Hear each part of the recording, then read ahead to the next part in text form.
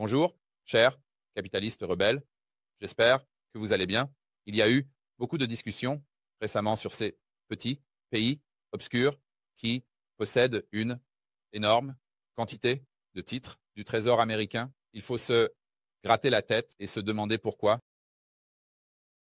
Je vais révéler le secret de pourquoi tous ces petits pays, pas tous, mais beaucoup de ces petits pays obscurs, possèdent autant de titres du Trésor américain. Certains pays dont vous n'avez peut-être même jamais entendu parler, comme le quatrième plus grand détenteur de titres du Trésor américain. Le pays qui détient le plus de titres du Trésor américain est, roulement de tambour s'il vous plaît, le Luxembourg. Le Luxembourg. Je parie que vous ne l'aviez pas sur votre carte de bingo. Alors, plongeons dans ce résultat bizarre et déterminer ce que cela signifie pour le marché des titres du Trésor et ce que cela signifie pour la dette des États-Unis. D'accord, je veux commencer par passer en revue un épisode récent de Macro Voice, mon bon ami Brent Johnson et Eric Townsend. Et il mentionne ce dont Luc Gromen, un autre bon ami, parle assez souvent. Et c'est que le premier détenteur de titres du Trésor américain, numéro 1 après la Chine, le Japon et les suspects habituels. Mais maintenant, tout à coup, vous avez le Luxembourg, les îles Caïmans, la Belgique, parmi d'autres, qui détiennent une quantité épique de titres du Trésor américain, une quantité matériellement significative de titres du Trésor. Passons donc à un extrait du dernier épisode de Macro Voices et plonger un peu plus profondément dans ce sujet. Puis je vais révéler le secret sur la raison pour laquelle je pense que des endroits comme les îles Caïmans et le Luxembourg possèdent tant de titres du Trésor américain et si cela pose un risque pour les États-Unis. Changeons le partage d'écran. Voilà.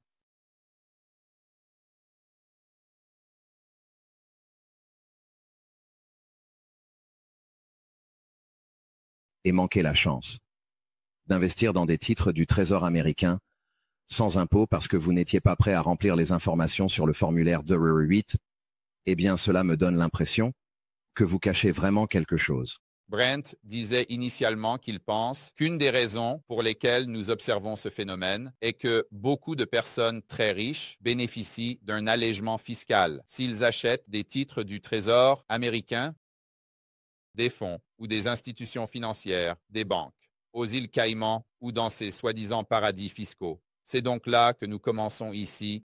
Et ce que notre ami commun Luc Gromen a suggéré, c'est « attendez une minute ». Et si ce qui se passe vraiment ici, c'était de l'argent chaud de fonds spéculatifs, vous savez, ce sont les îles Caïmans. Ce sont aussi des lieux qui gèrent des fonds pour des fonds spéculatifs mondiaux, des fonds spéculatifs macroéconomiques mondiaux. Ils y opèrent et ils pensent que cela signifie que ce ne sont pas des détenteurs souverains. Ce ne sont pas des pays comme la Belgique investissant par l'intermédiaire d'autres entités. Ce sont des investisseurs de capitaux spéculatifs, le genre d'investisseurs qui investissent dans des fonds spéculatifs et qui sont susceptibles d'abandonner complètement leurs convictions et leurs stratégies pour se diriger dans la direction opposée et changer de cap instantanément. Ils constatent qu'il y a plus de risques de volatilité. On dirait que vous pensez qu'il s'agit d'argent provenant de ces mêmes types d'endroits offshore comme les îles Caïmans, mais il est plus probable qu'il s'agisse d'argent souverain qui arrive. Alors, comment savons-nous quel argent circule réellement à travers ces endroits potentiellement avantageux sur le plan fiscal? Je ne pense pas que le point de Brent était que c'était de l'argent souverain, mais ils vont en parler ici, dans un instant. Donc, juste pour être sûr que nous sommes tous sur la même longueur d'onde ici, Luc a dit que la raison pour laquelle nous voyons tous ces titres du Trésor américain s'accumuler aux îles Caïmans et au Luxembourg, c'est parce que nous avons ces fonds spéculatifs qui sont là à la recherche de rendement. Ils achètent le rendement, mais dès que les taux d'intérêt baissent, toutes ces entités vont se débarrasser de ces titres du Trésor américain. Car contrairement aux banques centrales, elles ne détiennent pas ces titres du Trésor pour le long terme.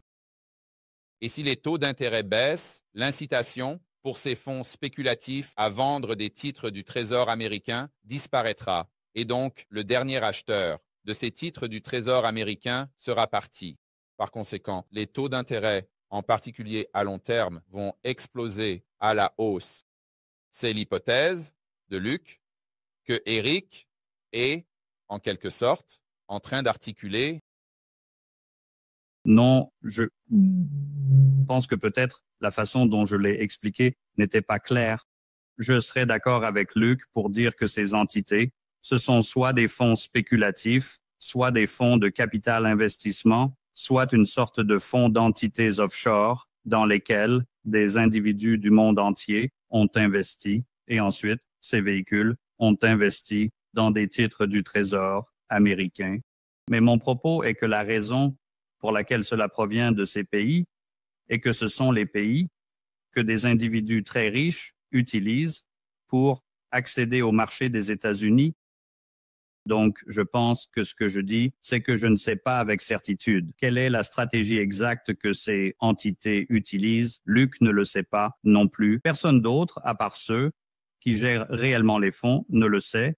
Mais j'explique que c'est pourquoi ces petits pays sont de si grands détenteurs. D'accord, mais je pense que nous pourrions tous convenir que si l'on regarde simplement ces fonds, cette catégorie de fonds spéculatifs et ainsi de suite, leurs caractéristiques d'investissement, bien sûr, sont uniques à ceux qui gèrent le fonds, comme vous l'avez dit, mais dans l'ensemble, leur style est plutôt très différent de, disons, vous savez, celui des gestionnaires de banque centrale. Donc, nous parlons d'un type d'argent totalement différent. Et quand les gens disent que les avoirs étrangers en titre du Trésor américain s'effondrent, ce n'est pas vrai. Nous sommes en fait à un niveau record. Il faut regarder les données. Et c'est une autre chose qu'ils ont abordée, à savoir que les avoirs étrangers en titre du Trésor américain sont à un niveau record. La plupart d'entre vous qui regardez cette vidéo en vous basant sur ce que vous entendez sur Twitter et Zero Hedge et autres, penseriez que les avoirs étrangers en titre du Trésor américain sont à des niveaux très bas parce que les banques centrales se débarrassent des titres du Trésor. Eh bien, certaines banques centrales le font, mais il y a beaucoup d'acheteurs là-bas pour compenser, car à un certain point, ces taux d'intérêt atteignent un niveau où ils deviennent extrêmement attractifs en fonction de l'offre et de la demande. Non. Basé sur l'inflation? Non. Basé sur le dollar? Non. Basé sur les attentes de croissance et d'inflation? Eh bien, en fait, j'allais juste laisser échapper le secret. Je ne vais pas révéler le secret tout de suite. Continuons. Oh, attendez une minute. Si je regarde la page 23 de votre présentation, ce que je vois, en rouge, c'est exactement le graphique que je viens de sortir. Je te jure, je l'ai fait. Je n'ai pas regardé cette vidéo. J'ai écouté le podcast, mais je n'ai pas regardé la vidéo. C'est la première fois que je passe par là et que je regarde réellement ce clip. Et voici le graphique exact que je viens de sortir et que nous allons utiliser dès que nous aurons terminé avec cela. D'accord. Eh bien, peut-être que nous n'avons plus besoin d'aller à ce graphique. Je ne dirais pas que cela s'effondre tout à fait, c'est les avoirs chinois ou la ligne bleue, les avoirs japonais qui sont en tendance baissière, pas en effondrement, mais certainement en tendance baissière assez marquée. Et, dans la direction opposée, l'augmentation qui se produit en même temps en ce qui concerne ces sources de capitaux chauds, les îles Caïmans et ainsi de suite. Il me semble donc que ce qui se passe réellement, c'est que les banques centrales, comme Luc l'a suggéré, désinvestissent très activement leur intérêt pour les titres du Trésor américain en tant qu'actifs de réserve des banques centrales, mais les données sont obscurcies par le fait qu'en même temps, pour une raison quelconque, les fonds spéculatifs aux îles Caïmans et d'autres sources de capitaux volatiles, qui ont des caractéristiques très très différentes en termes de temps qu'il leur faut pour paniquer et sortir d'un trade, sont ceux qui comblent la différence. Au point que lorsque vous regardez simplement les données simples, qui est le graphique que nous avons examiné à la page 22, cela semble donner la conclusion opposée à celle des banques centrales étrangères qui vendent leurs avoirs. Mais la page 23 révèle qu'elles le font vraiment. Eh bien, c'est drôle parce que nous allons en parler dans quelques diapositives, mais le point que je voudrais faire, Eric, c'est que pendant des années, et tu le sais, et pour les personnes qui ne le savent pas, j'ai commencé à parler de cette théorie du milkshake dollar au milieu de 2018, et en janvier 2019, la conférence d'Eric à Vancouver a été la première conférence où Jean ait parlé publiquement. Au fait, qui a produit cette conférence? C'est un fait amusant. Laissez-moi aller dans le chat et voir si quelqu'un peut le deviner. Est-ce que quelqu'un sait qui a produit la toute première conférence en direct de Macro Voices en 2019? Car il y a une question de trivia ici. Voyons si quelqu'un peut y répondre dans le chat. Josh, pourquoi ne regardes-tu pas ça pour moi et vois si quelqu'un le mentionne dans le chat? Puis nous reviendrons à cette vidéo. Je ne veux pas interrompre. Non, non, personne ne l'a encore. D'accord, revenons à la vidéo. Ah, Terry.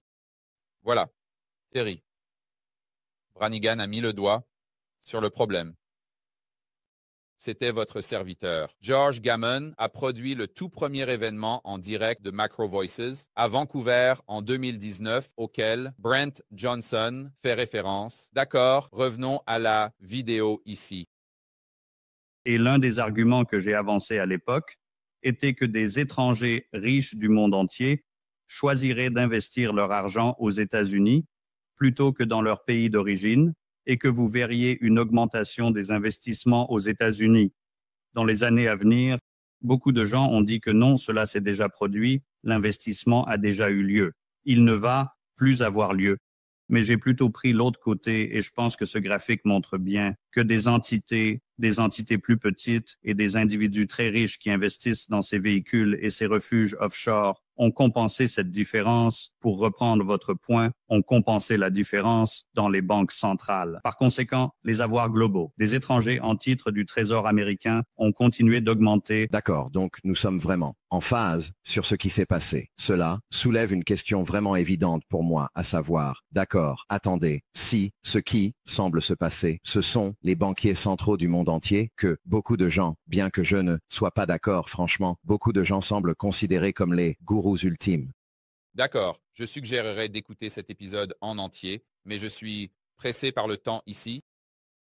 Je veux passer à quelques graphiques différents. Alors, changeons le partage d'écran. En gros, la conclusion à laquelle ils arrivent est qu'Eric dit « D'accord, je comprends ce que tu dis. Ce qui se passe, c'est que les taux d'intérêt sur, disons, les titres du Trésor à 10 ans atteignent un niveau où, tout à coup, cela devient très attractif pour ces fonds spéculatifs à capitaux rapides d'entrer et d'acheter, et c'est essentiellement ce que nous observons. Je ne suis donc pas du tout d'accord pour dire qu'il s'agit de ce qu'on appelle des fonds spéculatifs de hot money, peut-être dans une certaine mesure, mais je vais expliquer ce que je pense qu'il se passe réellement. Et une fois que vous comprenez la dynamique de ce qui se passe réellement et pourquoi tous ces petits pays obscurs achètent des titres du Trésor américain ou du moins les entités domiciliées dans ces petits pays, cela vous montre pourquoi nous pouvons voir la dette américaine passer de, disons, 9 trillions de dollars en 2007 à 35 trillions de dollars aujourd'hui et le rendement des titres du Trésor à 10 ans baisse et non augmente. 7 à 35 trillions aujourd'hui et le rendement des titres du Trésor à 10 ans diminue. Alors, changeons le partage d'écran.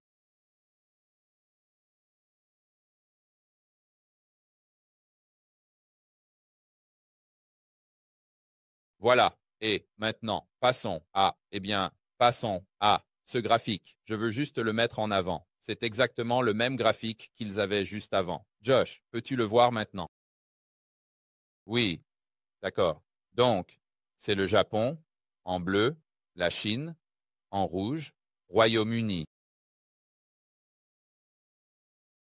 en jaune. Maintenant, où se trouve le centre financier du monde entier? Concernant banque, ce serait Londres.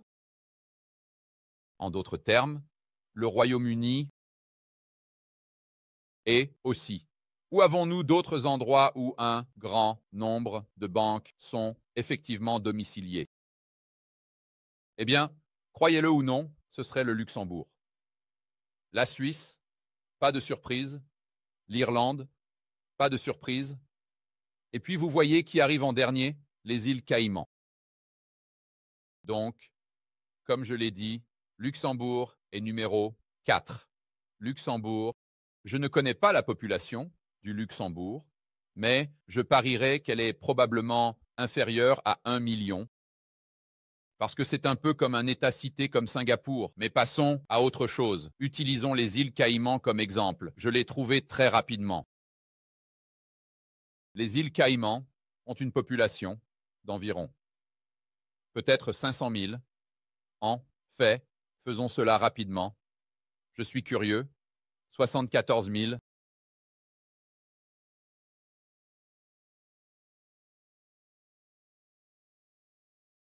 « 74 000, la population des îles Caïmans. Et voici une liste des banques domiciliées aux îles Caïmans. » Tu dis, oh mon Dieu, Georges, c'est beaucoup de banques pour 75 000 personnes. Oh, nous n'avons pas fini. Faisons défiler. Continuez à faire défiler. Et à faire défiler. Et continuez à faire défiler. Défiler plus loin. Continue. Pas encore fini. Et voilà. Quoi? Les îles Caïmans ont presque autant de banques que de personnes. Et j'imagine que c'est exactement la même chose pour le Luxembourg. C'est probablement exactement la même chose pour Londres. Alors, à mon avis, que se passe-t-il ici? Est-ce cet argent chaud des fonds spéculatifs? Non. Et la clé ici est de comprendre pourquoi ils achètent. Donc, quand une banque achète un trésor, pas tout le temps, mais quand une banque achète un trésor ou vraiment n'importe quoi sur son bilan, que font-ils? Ils cherchent simplement un écart, c'est tout. Ils recherchent simplement un écart entre leur actif et leur passif. Donc, est-ce que cet argent va-t-il, dès que les taux d'intérêt baissent, Nvidia, Bitcoin, or ou autre chose, vendre tous ces titres du trésor et à faire monter le long de la courbe? Non. Parce que cela ne comprend pas la raison pour laquelle ils achètent. Ils achètent simplement pour un écart. Et supposons un instant que les banques centrales vendent ce qu'elles font, et supposons un instant que Janet Yellen vende une énorme quantité de titres du Trésor du jour au lendemain, augmentant l'offre au point que les taux d'intérêt augmentent. Qu'est-ce que cela fait à l'écart? L'écart augmente, n'est-ce pas? Si l'écart augmente, cela va-t-il créer plus de demandes de la part de ces banques ou moins de demandes? Cela entraînerait une demande accrue, ce qui ramènerait l'écart exactement à ce qu'il était. Vous voyez, je n'aime pas ça, mais je ne peux pas changer la réalité, et la réalité est que l'offre de titres du Trésor impacte dans une large mesure la demande, et à mesure que l'offre augmente, la demande augmente également. Pourquoi? Parce que ces entités ne sont pas des fonds spéculatifs qui recherchent un retour sur investissement. Ce sont simplement des déposants à la recherche d'un retour sur leur investissement. Donc, les banques, étant conscientes de cela, ont deux options. Soit vous pouvez prêter de l'argent à l'économie réelle pour empocher l'écart, mais vous prenez un risque énorme, surtout si l'économie mondiale se contracte, soit vous. Prenez simplement ce dépôt en dollars, achetez des titres du Trésor, empochez l'écart et vous dites « Eh bien, Georges, il ne peut pas y avoir d'écart en ce moment avec aucune de ces banques. » Je veux dire, pour l'amour du ciel, les fonds fédéraux sont à 4,75 et nous savons très bien qu'ils contrôlent les taux d'intérêt, surtout à court terme. C'est juste. Donc, je ne suis pas sûr de ce qui se passe ici. Et vous savez, certaines de ces banques sont vraiment intéressantes. Par exemple, j'ai vu la banque de l'Oklahoma ici, domiciliée. Aux îles Caïmans, la banque d'Inde, ici. Vraiment fou. Mais je ne veux pas m'éloigner trop du sujet. Ce que j'ai vu, c'est une banque que tout le monde connaît. Ce serait Barclays. Alors j'ai recherché Barclays pour voir combien ils paient du côté des passifs de leur bilan. Eh bien, cela vient de leur site web international et sur les dépôts, en dollars, en ce moment, entre 0 et 100 000, ils paient essentiellement 1%.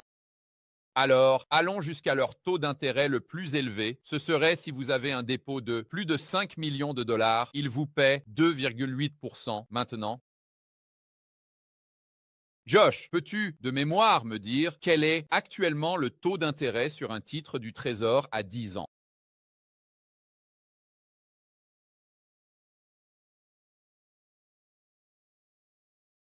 Josh pourrait nous avoir ignoré. Le rendement actuel d'une obligation du Trésor à 10 ans est d'environ 4,2%. Et je ne suis pas un génie des mathématiques. Mais je sais que 4,2% est beaucoup plus élevé que 2,8%. Et donc, est beaucoup plus élevé que 2,8%. Et donc, pourquoi ne pas acheter et empocher l'écart? Tu dis, Georges, mais l'inflation, mais l'offre de trésorerie. D'accord, super, mais ils alignent les échéances. Supposons donc qu'ils empruntent pour un an. D'accord, ils vont acheter des obligations du Trésor d'un an. Ils n'ont donc aucun risque de taux d'intérêt. Cela signifie qu'ils n'ont pas besoin de vendre, ils vont simplement encaisser le principal plus les intérêts à la fin de l'année. Et ensuite, ils vont aller de l'avant et payer leurs déposants de la même manière, en supposant qu'ils soient dans un CD ou un type de compte. Ou ils ont une période de blocage, ce qui, soit dit en passant, est le cas pour la plupart de ces comptes courants et comptes d'épargne dans les banques euro-dollars. C'est ainsi que cela fonctionne. Ce ne sont pas vraiment des dépôts à vue comme nous les connaissons chez votre Wells Fargo local. Mais supposons un instant qu'il devait emprunter à court terme, c'était un dépôt à vue, et il devait essentiellement prêter à long terme par le biais d'une obligation du Trésor à 10 ans. Eh bien, en fait, c'est assez facile. Cela s'appelle un échange de taux d'intérêt. Il se protège simplement contre ce risque. Les échanges peuvent être utilisés pour se couvrir contre des mouvements défavorables des taux d'intérêt. Voilà, donc vous pouvez simplement couvrir le risque. Que se passe-t-il si l'obligation du Trésor à 10 ans atteint 5%? Eh bien, cela rend l'écart plus attrayant. Maintenant, l'écart ne va se comprimer qu'à un certain point, car il y a des coûts impliqués et un léger risque. Mais cela est vraiment ce qui va impacter la demande pour les obligations du Trésor, c'est l'écart. Et donc, plus l'offre augmente, si cet écart se creuse, plus la demande augmente. Alors, qu'est-ce qui pourrait augmenter les taux d'intérêt? Eh bien, des attentes de croissance et d'inflation plus élevées, car dans ce cas, ils doivent payer plus que ce 2,8% du côté des passifs du bilan.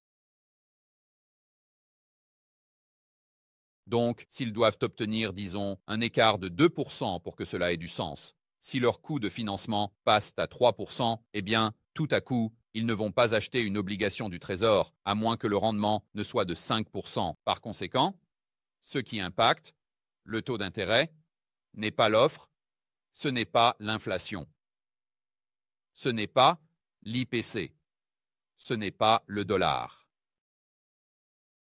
Ce qui l'impacte, ce sont simplement les attentes de croissance et d'inflation, le coût pour leur financement en dollars. Voyez, c'est ce qui le motive. Et c'est pourquoi, encore une fois, vous pouvez voir la dette aux États-Unis passer de 9 trillions à 35 trillions. Et que les taux d'intérêt sont en réalité plus bas à long terme. Et pour une petite expérience de pensée, si tu dis, Georges, que c'est fou, ne sais-tu pas que l'inflation va être élevée et qu'ils ne sont pas compensés? D'accord, eh bien, passons rapidement à cela. Si tu devais empocher un écart de 3%, excusez-moi, si vous deviez encaisser un écart de 3% sur, disons, 10 milliards de dollars, disons que vous empruntez 10 milliards de dollars, gardez à l'esprit qu'il ne s'agit pas seulement des dépôts, d'entités ou d'entités privées, d'entités non bancaires, il s'agit également des dépôts d'autres banques qu'elles peuvent créer entre elles. Donc, la capacité du bilan est presque illimitée. Nous allons garder cela pour un sujet.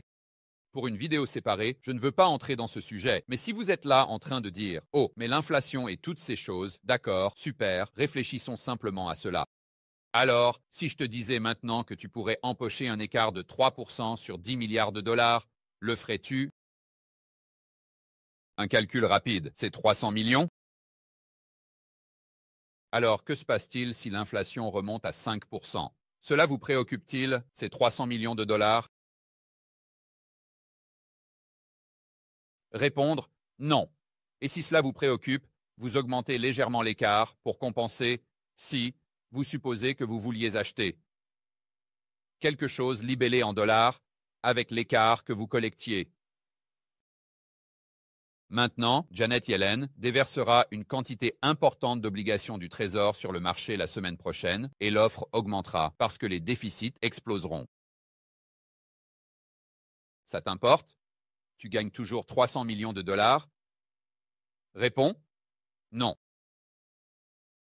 Donc, la conclusion ici est le secret, pour lequel je crois que vous voyez toutes ces obligations du Trésor détenues dans ces petits pays obscurs, c'est parce que les banques domiciliées dans ces pays voient un écart juteux qu'elles peuvent empocher si elles achètent des obligations du Trésor de manière pratiquement sans risque. Et si nous avons plus d'offres, si les taux d'intérêt augmentent, en supposant que les attentes d'inflation et de croissance restent les mêmes, que vont-ils faire? Ils vont acheter plus d'obligations du Trésor. Le graphique qu'ils ont montré sur Macro Voice concernant les entités étrangères détenant des obligations du Trésor va continuer à monter, monter, monter, monter, monter. Tant que Janet Yellen continue de produire ses obligations du Trésor, il y aura ces acheteurs étrangers qui achètent parce que, pourquoi ne le ferait-il pas? Pourquoi ne le ferait-il pas? Chacun d'entre nous ferait exactement la même chose s'il pouvait empocher un écart pratiquement sans risque, et mettre 300 millions de dollars, juste pour donner cet exemple, 300 millions de dollars dans notre poche. Montre-moi la personne qui ne ferait pas ça. D'accord, voilà. C'est donc une petite leçon. C'est une mise à jour rapide sur qui achète toutes ces obligations du Trésor. Et c'est la raison pour laquelle je dis encore et encore que nous n'avons pas de crise de la dette. Nous avons une crise de dépenses, ce qui signifie que la crise ne se manifestera pas par des dépenses gouvernementales sur le marché des trésors. Avec la partie longue de la courbe qui s'élargit, la crise est due aux dépenses gouvernementales qui déforment l'économie, créant une économie moins efficace, abaissant le niveau de vie de l'homme et de la femme moyen. En fait, la véritable crise pour les États-Unis et les citoyens américains est que nous n'avons pas de crise de la dette. Parce que si nous avions une crise de la dette, cela finirait par contraindre votre oncle, Sam, ivre et insolvable. Mais le fait qu'il n'ait aucune contrainte signifie qu'il va simplement rendre votre vie et l'économie américaine de plus en plus mauvaise en essayant d'acheter votre vote, parce qu'il a une soif insatiable de pouvoir, c'est la réalité. D'accord, profitez de votre après-midi, défendez la liberté, le marché libre, le capitalisme,